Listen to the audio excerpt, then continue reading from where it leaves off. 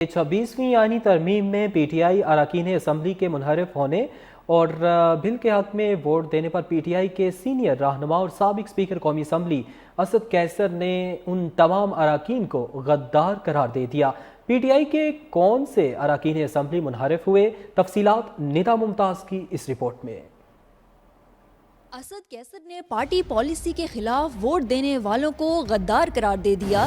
آئینی ترمیم کی منظوری کے بعد میڈیا سے گفتگو میں اسد کیسر نے کہا یہ ان کے نہیں بانی پی ٹی آئی کے ووٹ تھے، کمزوری دکھانے والوں کے خلاف قانونی کارروائی ہوگی۔ انہوں نے کہا کہ خیبر پختونخوا کی سینٹ میں نمائندگی کے بغیر قانون سازی کی کوئی حیثیت نہیں۔ قائد کی ہدایات کے مطابق احتجاجی تحریک کو مزید مؤثر بنائیں گے۔ اسد کیسر کا کہنا تھا کہ جنہوں نے ووٹ دیا انہوں نے پارٹی اور بانی پی ٹی آئی سے غداری کی۔ حکومت بل کے لیے تمام رولز اور طریقہ کار کو خاطر میں نہیں لائی، یہ جو کچھ ہوا غیر آئینی ہے۔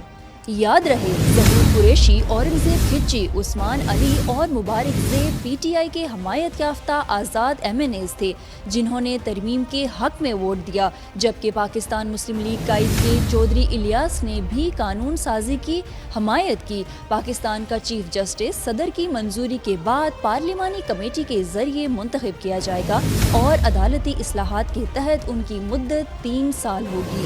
اس کے علاوہ نیا آئینی بینچ بھی تشکیل دیا جائے گا۔